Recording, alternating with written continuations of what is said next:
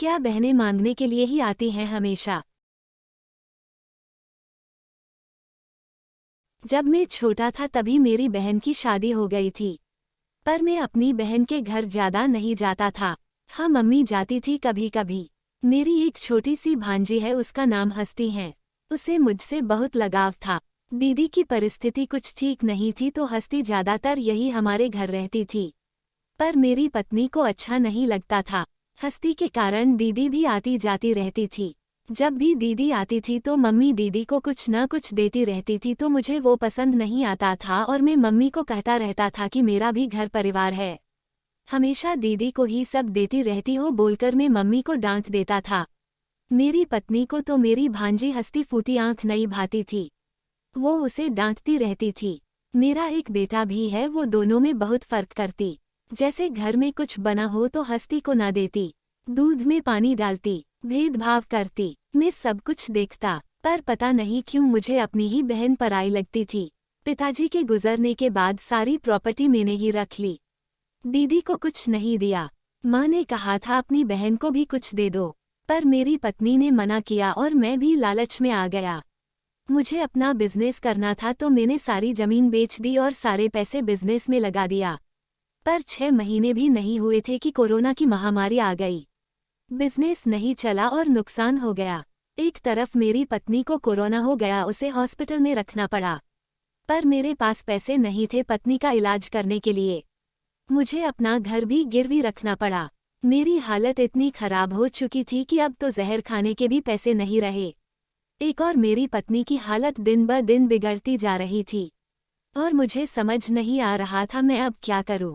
माँ ने दीदी से बात की होगी तो दीदी आई घर। मुझे गुस्सा आया, मैं बोला अब क्या लेने आई हो? वो बोली कुछ नहीं भाई, ये मेरे पास शादी के कुछ जेवर थे और एक दस्तावेज देकर बोली ये पापा ने मेरे नाम पर एक दुकान कर रखी थी जिसे तुम बेच दो और भाभी की दवाई करवा लो, भाभी को जल्दी से घर ले आओ और अपना घर छुड़वा लो। अगर ये भी बिक जाएगा तो माँ इस उम्र में कहा जाएगी।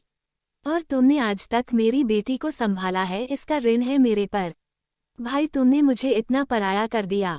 तुम मेरे छोटे भाई हो, मैंने तुम्हें अपनी गोद में खिलाया है। मेरी बहन आज मसीहा बनकर आई थी मेरे लिए और मैंने उसे इतना सुना दिया।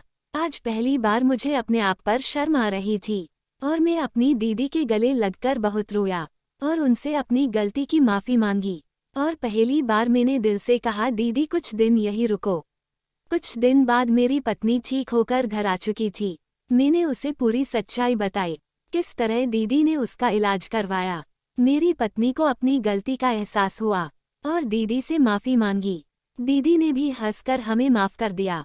जाते वक्त में उसे बाहर छोड़ने गया तो मैंने देखा कि उसके जूते भी फटे हुए थे और कपड़े भी पुराने थे।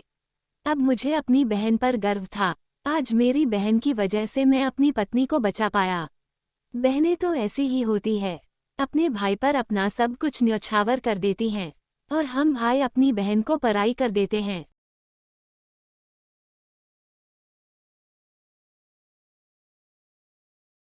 दोस्तों, हमें नहीं पता होता हमारी बहनें अपने ससुराल में किस परिस्थिति में रहती है।